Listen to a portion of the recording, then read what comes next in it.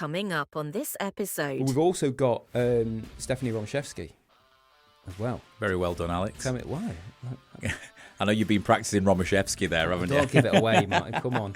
It was just very a model well done. professional. Stephanie Romashevsky, she is amazing. She is a bundle of energy.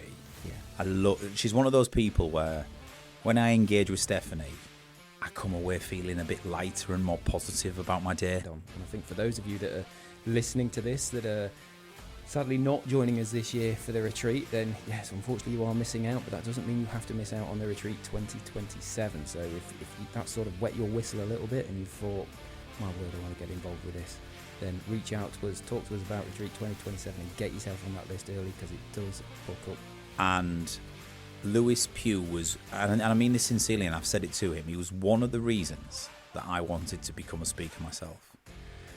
I remember watching him command the stage and talk for about an hour, and I was absolutely captivated by his storytelling, by his content, and I just thought, wow. Welcome to the People Performance Podcast. The People Performance Podcast is made up of 3 series. First up, we have the Leader Lounge episodes with founder of T2, Martin Johnson. Then we have the guest interview episodes. And finally, we have our performance episodes delivered by our very own T2 consultants. For now, sit back, tune in and enjoy the People Performance Podcast. Welcome to the People Performance Podcast with me, Alex Mather. And me, Martin Johnson.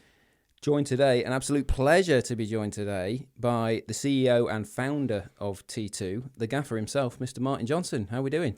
Good, mate. Yeah, really good. I'm slightly weird because I'm on the other side today. I'm usually in that chair where you are, so this is a difference.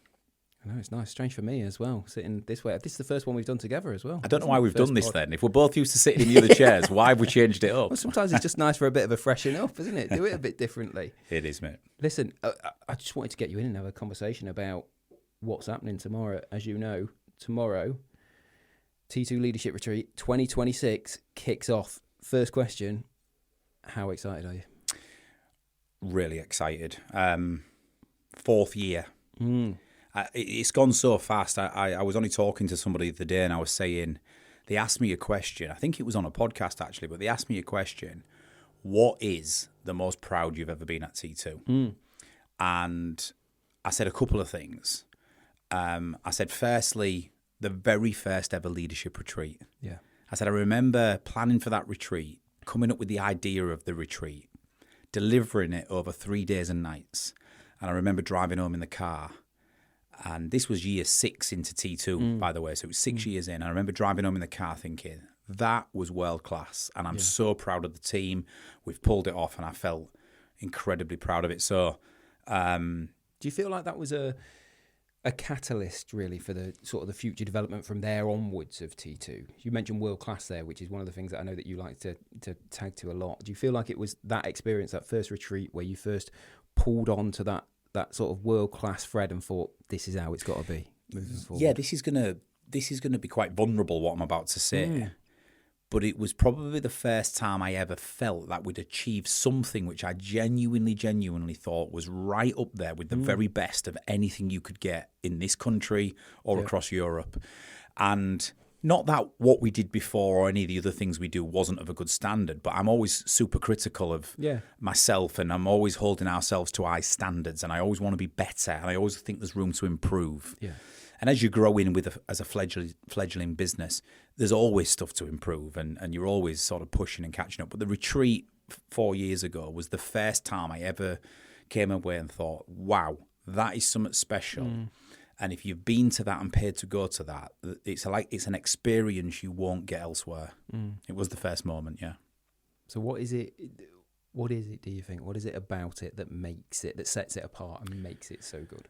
Well, the first thing I would say about that, and on the cusp of tomorrow's being the 4th year, and we're really excited to get to work with this year's cohort, but the first thing I would say on it is you're bringing people, senior executives and leaders, out of their day-to-day and their world for 3 whole days and nights immersive. Yeah.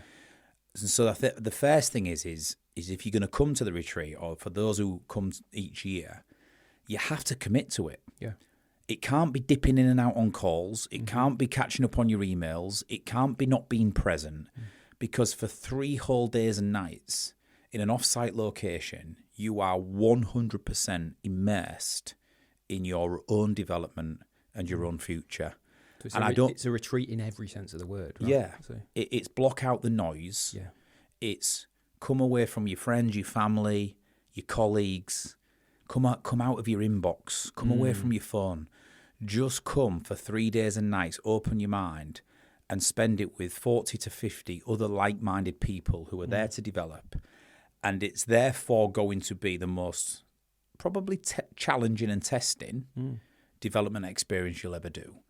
But it will certainly be the most valuable, because what you'll develop and learn over 3 days and nights, you can't really replicate when you sheep dip into a one-day course or a webinar, or you go and listen to a keynote speaker for an hour. You can't simply replicate the level and the impact of the development that you're getting. So, and the second element of it, Alex, is we do it at a wonderful location. Yeah. So you're spending 3 days and nights at the Grove in Hertfordshire. And the grounds, the Cedar Suite, the off-site location we take them to on day 2, everything is well thought through, carefully selected to give you, like I say, an experience and an environment that's absolutely prime for learning. Is it? You spoke there about how we create the environment where people come away, essentially away from the coalface, away from everything, so that they can really connect with themselves, connect with sort of what it means to be a leader, get away from the emails, away from the calls, and do some real good self-development work while they're there.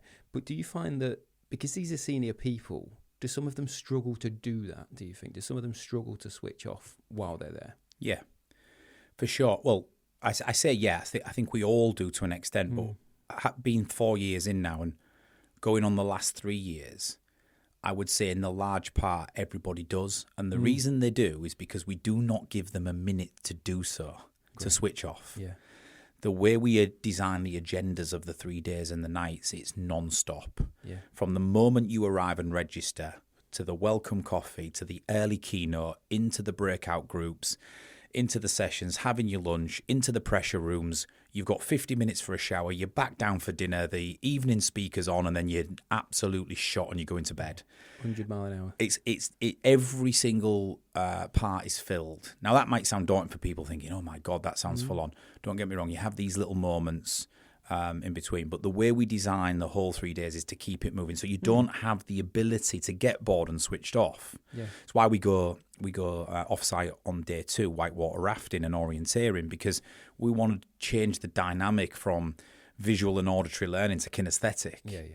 And back. So people do struggle to switch off. However, we design it in such a way that you don't really get chance. And because your organisation's invested quite a lot of money in you coming to the retreat, lots of people are thankful for it and commit to it wholeheartedly. So you're almost doing yourself a disservice if you're not going to go in there fully. And to get a bit geeky about it, we talk about it here at T2, don't we? But the brain's a really interesting thing, isn't it? In terms of when you're in your day-to-day and you're working, you're constantly flicking between your frontal lobe, as we call it, your prefrontal cortex.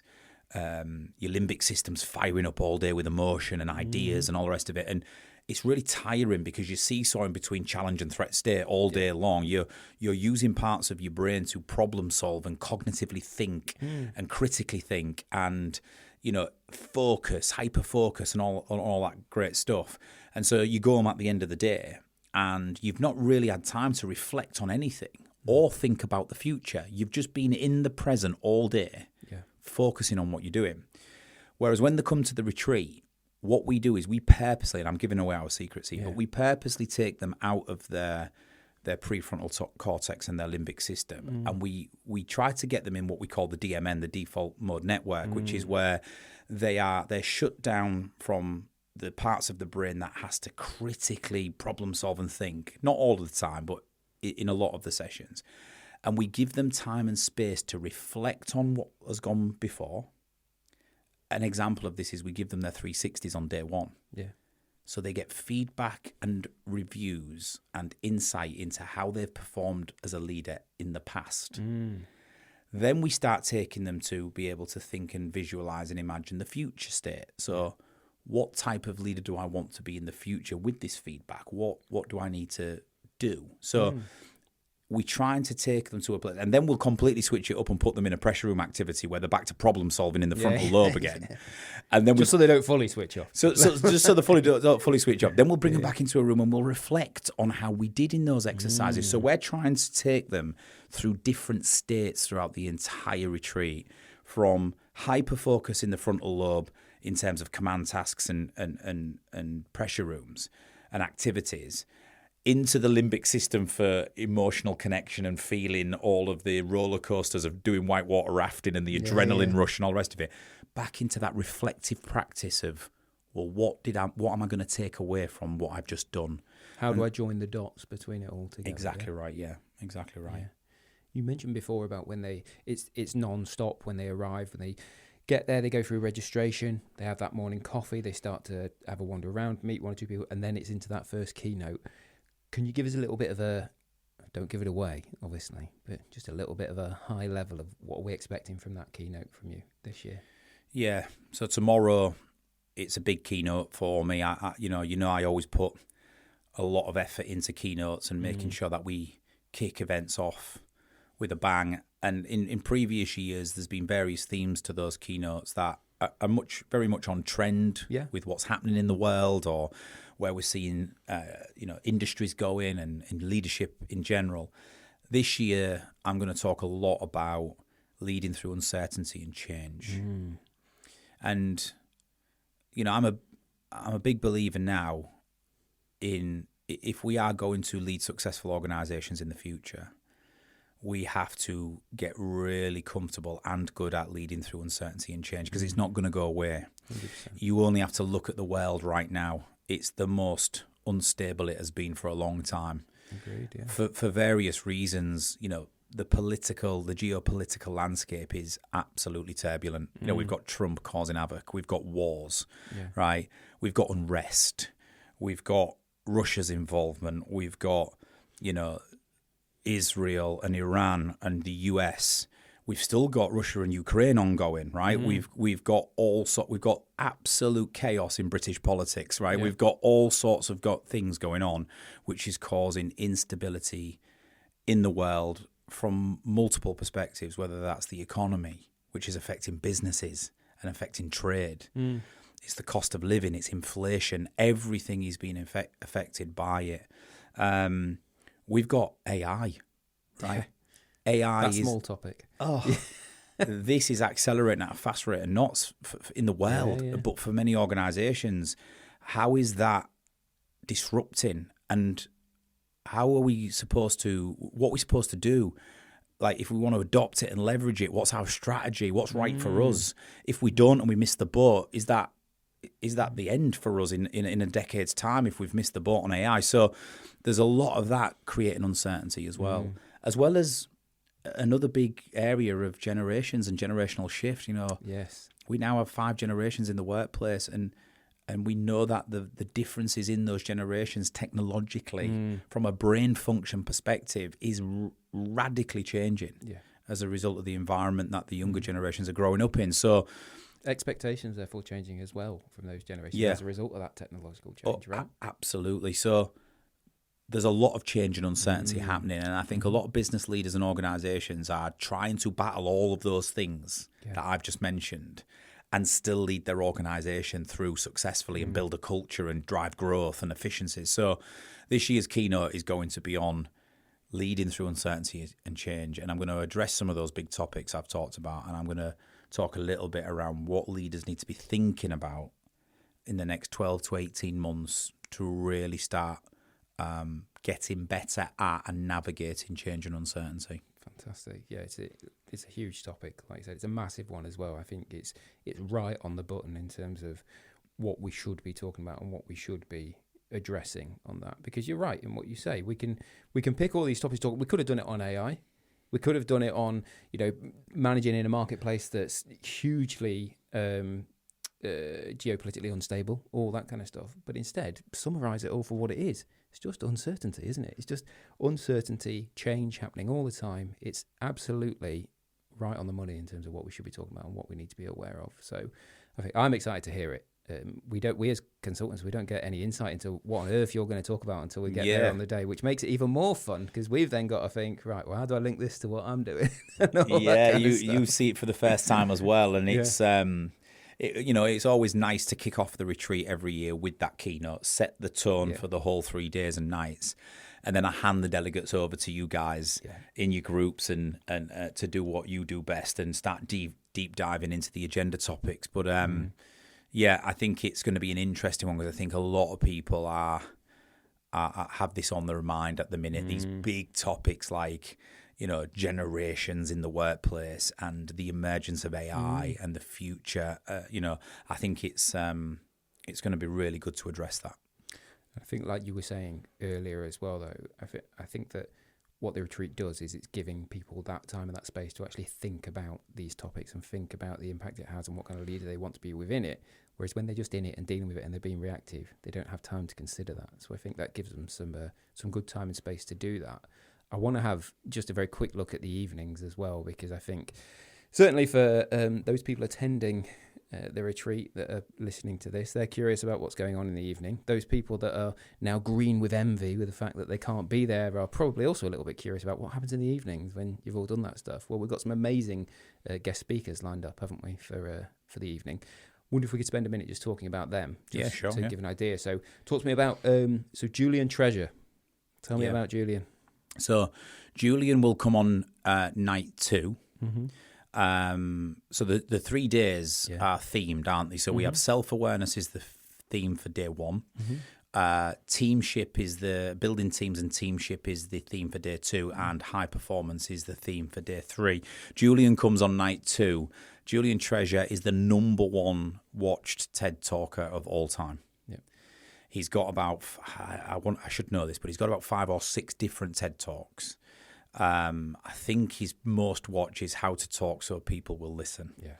And if you add up his accumulative views over every platform, he is the #1 watched TED Talk of all time. So he's really into listening. So listening is a huge part of what he does, because when he talks about emotional intelligence and communication, a lot of people talk about how to, like his first TED Talk is how to speak so people will listen.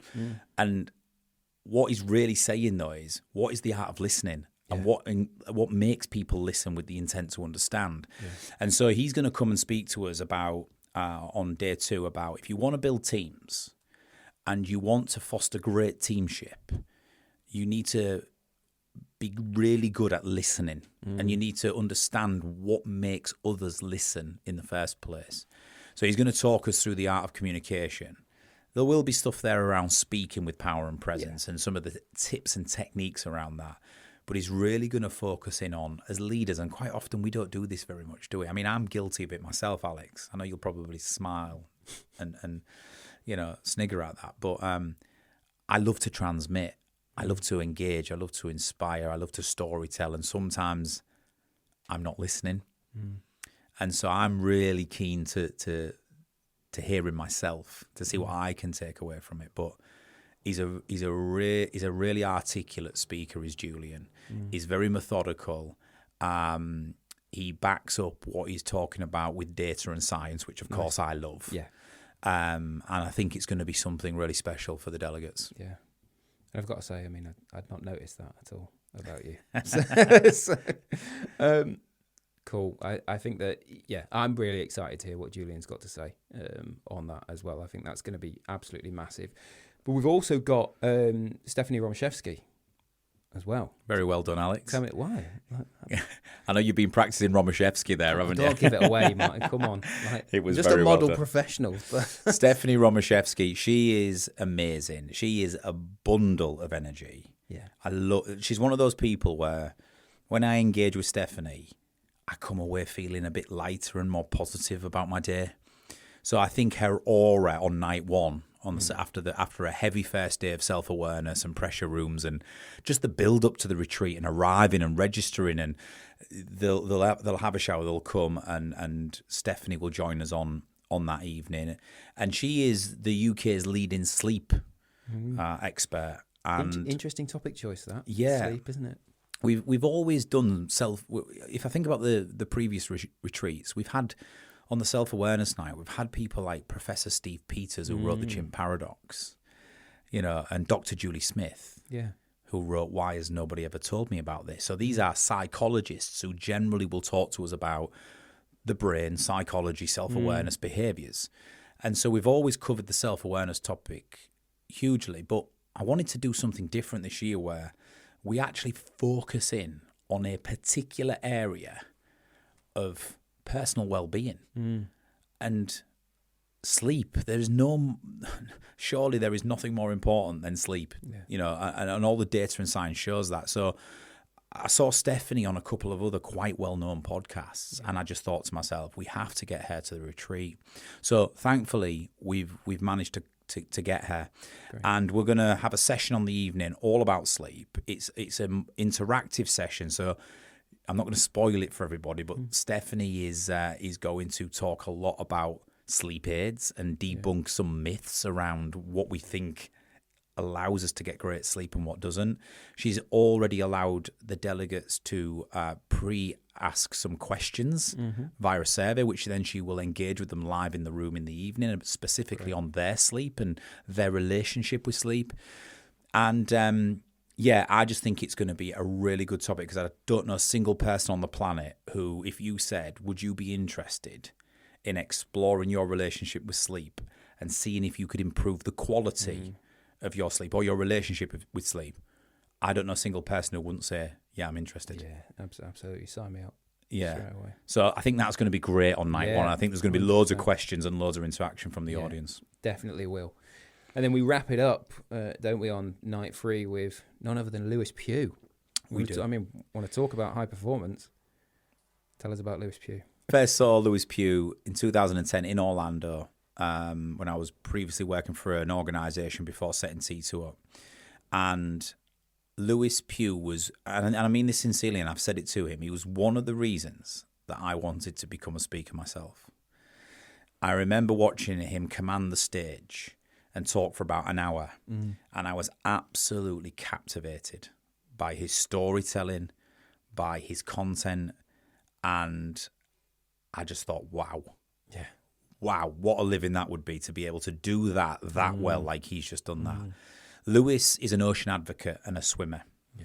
And I say he's South African. He sounds very much South African, but he's lived in England as long as he's lived in South Africa. And he's ex-military, served in the forces. And what he does now is he is an ocean advocate, and he campaigns for climate change. So he swims in polar ice caps and in the most dangerous waters on the planet, primarily to prove a point that climate change is real. And he does this in Speedos. He doesn't wear wetsuits. He doesn't, if he can swim in the polar regions in Speedos and survive, then it sort of proves a point, right? Because I think 3-4 decades ago, you wouldn't have been able to do that. So he's an endurance swimmer, and he's absolutely brilliant in his mindset. He's like one of those people who has the ultimate mindset around suffering and challenges and pressure and adversity. And he's done some amazing things. And he's coming on night 3 to talk about, if you want to unpick high performance, it's not all the sexy stuff, and it's not all of the stuff you think it might be.